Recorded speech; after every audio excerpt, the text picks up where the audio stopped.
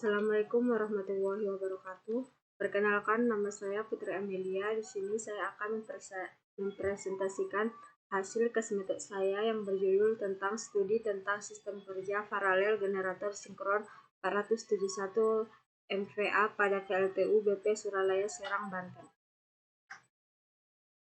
Nah, di sini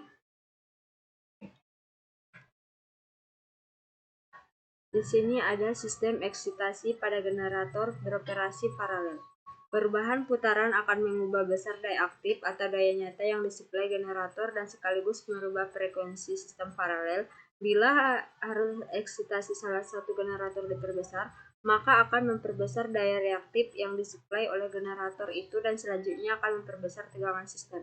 Dan sebaliknya, bila daya penggerak rotor salah satu generator diperbesar, maka akan memperbesar daya aktif yang disuplai oleh generator itu dan selanjutnya akan memperbesar frekuensi sistem.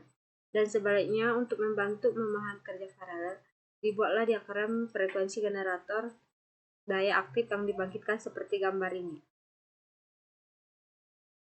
Apabila beban induktif pada generator bertambah, maka tegangan terminal generator akan turun. Sebaliknya, bila beban kapasitif pada generator bertambah, maka tegangan terminal generator akan naik. Sebenarnya karakteristik tegangan terminal daya reaktif tidaklah berbentuk linear, tetapi AVR generator dilengkapi dengan pengaturan yang membuat karakteristiknya ini menjauh linear sewaktu dua generator beroperasi paralel.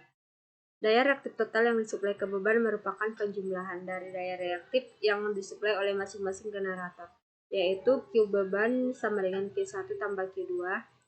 Apabila terjadi penambahan gambar daya reaktif ke beban, Q beban lebih besar daripada Q beban, maka Q beban lebih kecil dari Q1 ditambah Q2. Maka tegangan sistem akan turun sampai tercapai kondisi Q beban sama dengan Q1 tambah Q2. Yang ada A, sistem eksitasi pada generator beroperasi paralel dengan infinite boost. Apabila sebuah generator diparalel dengan sistem yang sangat besar atau infinite boost, maka frekuensi dan tegangan sistem selalu konstan. Perubahan besar arus eksitasi dan daya penggerak rotor generator itu praktis tidak akan mengubah tegangan dan frekuensi sistem. Maka pengaturan besar arus eksitasi hanya akan mengubah besar daya reaktif dan pengaturan daya penggerak rotor hanya mengubah besar daya reaktif. Prinsip kerja generator sinkron. Yang pertama, sumber eksitasi dihubungkan ke kumparan medan yang ada pada rotor. Sumber eksitasi ini akan mengalirkan arus listrik searah atau DC ke kumparan medan rotor. Arus searah yang mengalir melalui hamparan medan tersebut akan menimbulkan flux. Yang kedua, garis gaya magnet yang dihasilkan dari perputaran rotor menginduksi kumparan pada stator. Ketiga, prime mover yang terhubung dengan rotor dioperasikan sehingga membuat rotor juga ikut berputar dengan kecepatan nominalnya. Keempat, perubahan flux tersebut menghasilkan GGL atau gaya gerak listrik induksi pada ujung kumparan, sehingga dengan itu listrik telah berhasil dihasilkan. Yang terakhir, ada besarnya frekuensi dan tegangan dari listrik yang dihasilkan bergantung pada kecepatan putaran rotor dan jumlah kutub yang ada pada rotor. Prinsip kerja pemparalelan generator. Paralel generator adalah mengembangkan dua generator atau lebih dengan menempatkan posisi secara sejajar dan kemudian dioperasikan secara bersama-sama. Pada kebanyakan perusahaan pembangkit listrik menggunakan prinsip ini supaya dapat memaksimalkan keuntungan perusahaan. Jika beban pada suatu stasiun pembangkit menjadi besar atau melampaui kapasitas sehingga nilai atau rating generator yang sedang bekerja dilampaui, maka ini perlu penambahan generator lain secara paralel untuk menaikkan penyediaan daya dari sistem pembangkit tersebut. Dengan menggunakan rumus daya aktif, V sama dengan 3 kali V kali I kali cos, di mana V daya listrik atau watt, V sama dengan tegangan atau volt, I sama dengan arus atau ampere, cos sama dengan faktor daya. Adapun prinsip kerja paralel generator sebagaimana data penelitian dengan menggunakan metode serometer pada pusat-pusat pembangkit tenaga listrik. Pusat-pusat pembangkit tenaga listrik ini untuk indikator paralel generator banyak yang menggunakan alat sinkroskop. Penggunaan alat ini dilengkapi dengan voltmeter untuk memonitor kesamaan tegangan dan frekuensi meter untuk kesamaan frekuensi. Ketepatan sudut fasa dapat dilihat dari sinkroskop. Metode penelitian dari ini yaitu pengambilan sampel data dalam penelitian ini dilaksanakan dengan proporsive sampling, yaitu dengan kriteria hanya menggunakan data frekuensi berdasarkan waktu pada turbin generator operasi harian unit 2 dan unit 3 selama 24 jam. Periode pengamatan diambil dari data pada bulan November 2013 dan data ini terdiri dari dua generator dengan kapasitas sama yaitu generator unit 2 dan generator unit 3 PLTU UBP Suralaya dengan masa pengamatan selama 1 hari atau 24 jam.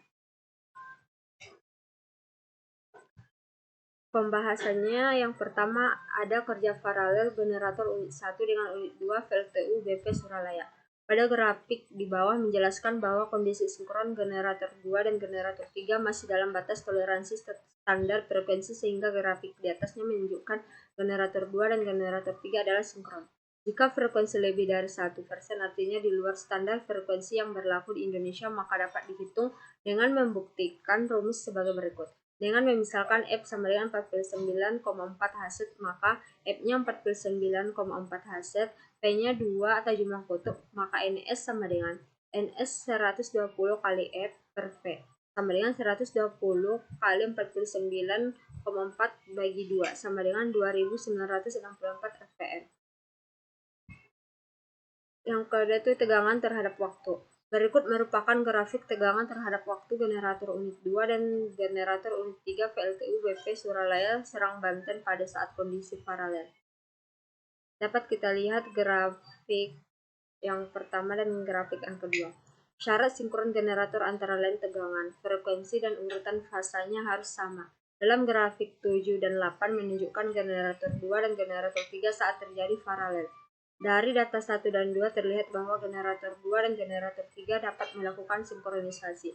Hal ini berdasarkan dari standar kerja dari generator itu sendiri yaitu minimal 22,5 kV dan maksimal 25 kV dan berdasarkan pada tabel data 3, 2, dan 3.3 selama 24 jam terhitung dari pukul 00 sampai dengan pukul 23 tidak ada tegangan yang melebihi standar kerja generator 2 dan 3 baik minimal maupun maksimal kerja generator, dengan kata lain generator tersebut.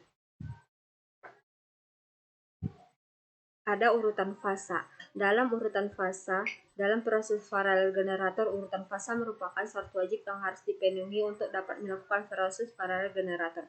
Untuk menyamakan tegangan fasa generator harus diatur, yaitu dengan cara mengatur kecepatan generator dengan kutub governor.